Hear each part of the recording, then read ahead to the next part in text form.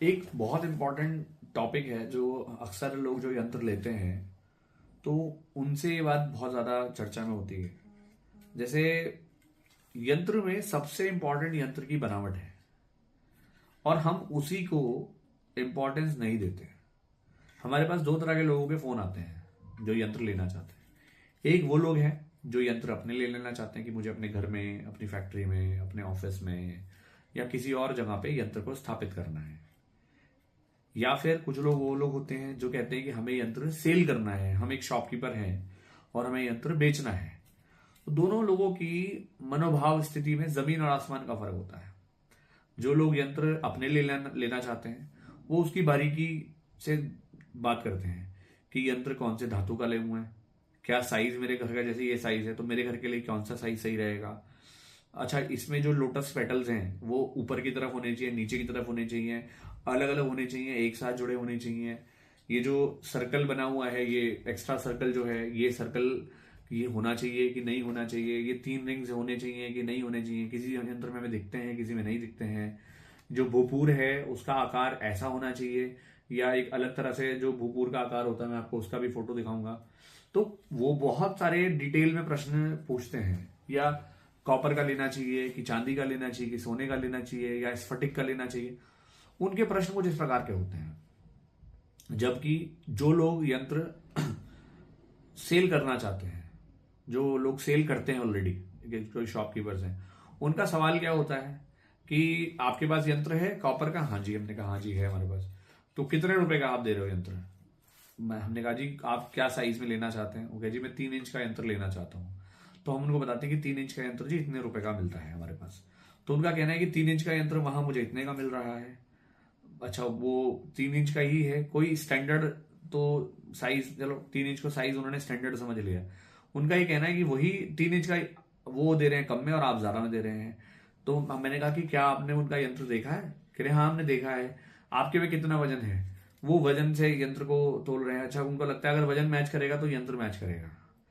तो ये बात मैं क्यों बता रहा हूं आपको, क्योंकि वो लोग जो यंत्र लेते हैं वही यंत्र देश विदेश में आप लोगों तक पहुंचते हैं। क्योंकि यंत्र मार्केट में जो लोग देते हैं, मेजोरिटी लोग यंत्र बनाने वाले नहीं है, वो यंत्र को सेल करने वाले लोग हैं, रिटेलर्स हैं। वो मैन्युफैक्चरिंग की बात करें, यंत्र को बनाने की बात करें, उसमें उसमें लोगों की संख्या थोड़ी सी कम है। हाँ, खंडित वाले यंत्र बनाने वालों की संख्या बहुत ज्यादा है, लेकिन अखंड यंत्र बनाने की बात करें तो बहुत संख्या कम है। तो यंत्र की पहले थोड़ी बनावट को समझते हैं कि यंत्र आखिर होना कैसे चाहिए और उसकी बनावट कितनी इंपॉर्टेंट है। ये ऐसा ही है जैसे आपने गोली खाई और वो अगर सर दर्द की गोली खानी थी आपको, और उसमें सर दर्द की गोली खाने का जो सॉल्ट है वही नहीं है। अगर आपने एक 100 रुपए की गोली 10 रुपए में खरीद ली और उसका वो असर ही नहीं है, तो क्या आपने अपने 10 रुपए वेस्ट नहीं कर दिए हैं? तो ऐसे ही यंत्र में बनावट ही सब कुछ है, या बनावट ही बहुत इंपॉर्टेंट है। सेम मटेरियल होने के बाद भी अगर यंत्र की ज्योमेट्री ठीक नहीं है तो आप ये मान के चले वो यंत्र किसी लाभ को नहीं देने वाला है। तो हम थोड़ा बनावट को ये समझते हैं कि यंत्र में बनावट इंपॉर्टेंट है, ना कि ऐसा नहीं कि कोई स्फटिक का यंत्र बना देगा, हम भी बना रहे हैं, कोई भी बना रहे हैं, तो दोनों यंत्र एक से होंगे। फर्क हो सकता है, क्या पता उनका बेहतर हो बहुत। लेकिन आपको ये जानने का प्रयास जरूर करना चाहिए कि क्या वो यंत्र की बनावट सही है कि नहीं है। बिना जाने आप उस यंत्र को अगर सिर्फ कॉस्ट से या साइज से या वजन से आप उसको जज कर रहे हैं तो थोड़ा सा आपको ऐसा नहीं करना चाहिए। चाहे आप वो किसी और के लिए ले रहे हो, चाहे आप वो किसी और को सेल करना चाहते हो। देखो, जो भी व्यक्ति, हम अक्सर ये बात जिन लोगों से हमारी कम्युनिकेशन होती है, जो शॉपकीपर्स भी हैं, हमारी उन लोगों से हमेशा एक रहती है सोच कि अगर आप किसी को अच्छी चीज देंगे, भले ही उसकी कॉस्ट ज्यादा हो, लेकिन अगर वो चीज अच्छी है और अगर वो उनको लाभ देगी तो वो लौट करके आपके पास जरूर आएंगे। और अगर आप एक वो चीज दे रहे हैं जो 10 लोगों के पास अवेलेबल है और वो किसी काम की नहीं है उस तरह की, तो शायद एक व्यक्ति एक बार तो आपसे ले लेगा। लेकिन अगर वो किसी काम की ही नहीं है, किसी ने उनको बता दिया कि ये यंत्र सही नहीं बना है, या किसी जानकार व्यक्ति ने, ऐसे तो कोई कुछ भी कह सकता है, तो पॉसिबिलिटी कि वो व्यक्ति आपके पास लौट के नहीं आने वाला। तो कहीं ना कहीं आपको ये समझ के देना चाहिए कि जिस व्यक्ति को मैं दे रहा हूं उनके लिए ये काम क्या है ना। क्योंकि अगर आप अपने कस्टमर की बारे में नहीं सोचोगे, उनके गुडविल के बारे में नहीं सोचोगे, तो कहीं ना कहीं ये बात भी ईश्वर को दिखाई देती है। तो यंत्र की बनावट बहुत इंपॉर्टेंट है, उस बारे में हम थोड़ी सी चर्चा करते हैं। ये एक डमी यंत्र के रूप में मैं आपको दिखाना चाहता हूं। तो जैसे इसमें मैंने कई वीडियोस में भी इस तरह से आपको कुछ दिखाया, हालांकि इसकी थोड़ी चोंच तिरछी हुई है, बट समझने के लिए हम इसको काम कर रहे हैं। तो अगर आप देखेंगे तो मैं कोशिश करता हूं कि आपको ये कैमरे में दिख जाए। आप देखेंगे ऊपर से लेकर नीचे तक पूरी लाइन पूरी नजर आएगी आपको। ये पूरा एक सीध में होना चाहिए, देखो पूरा एक सीध में है। हम सामने से देखते हैं तो ये पूरा का पूरा भी एक सीध में आपको नजर आएगा। ये पूरा एक सीध में है, ये एक सीध में होना चाहिए कमल दल तक। जब आप इसके बिल्कुल पीछे जाएंगे तो यहां भी आपको ये पूरा का पूरा एक सीध में नजर आना चाहिए। तो ये आ रहा है, वही पूरी लाइन बन जाएगी ऊपर से लेकर नीचे तक। जब हम बात करें इस तरफ की ज्योमेट्री की, तो ये जो ज्योमेट्री है, ये ज्योमेट्री पूरी की पूरी यहां से लेकर के ये और ये पूरा सिमेट्री एक लाइन में होना चाहिए। देखो ये एक पूरा यहां से लेकर ये भी एक लाइन है पूरी, दिस वन।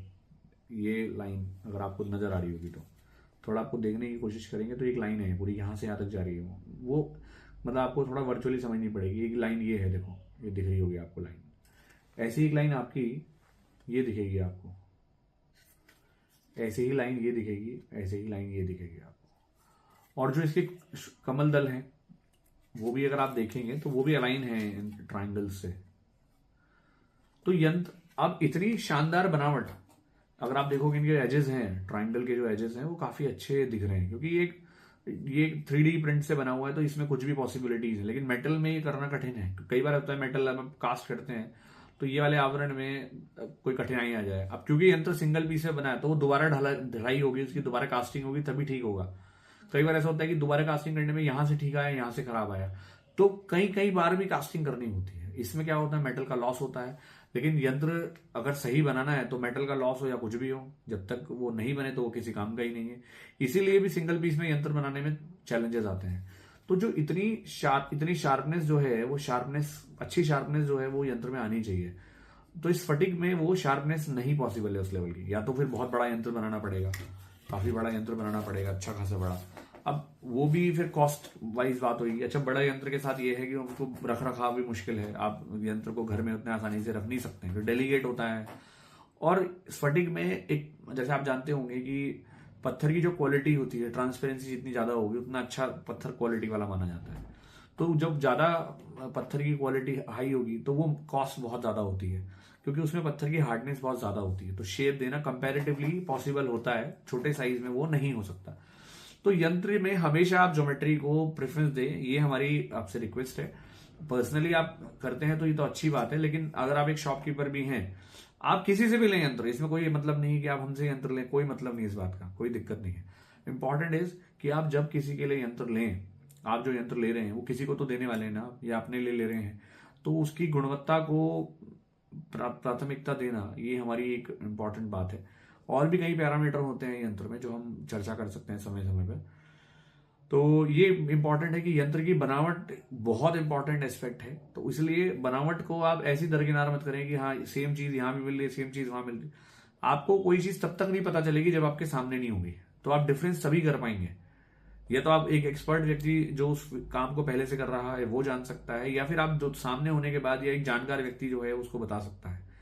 तो आप जब यंत्र लें तो इस बात का विशेष ध्यान रखें कि उसकी बनावट बहुत ज्यादा इंपॉर्टेंट है। और बनावट के लिए आप बहुत सारे पुराने मंदिर जो हैं जिनमें यंत्र स्थापित हैं, उनमें भी उनकी बनावट को भी रेफरेंस के रूप में ले सकते हैं, तो आपको थोड़ा सा आइडिया रहेगा। Thank you so much. Radhe Radhe.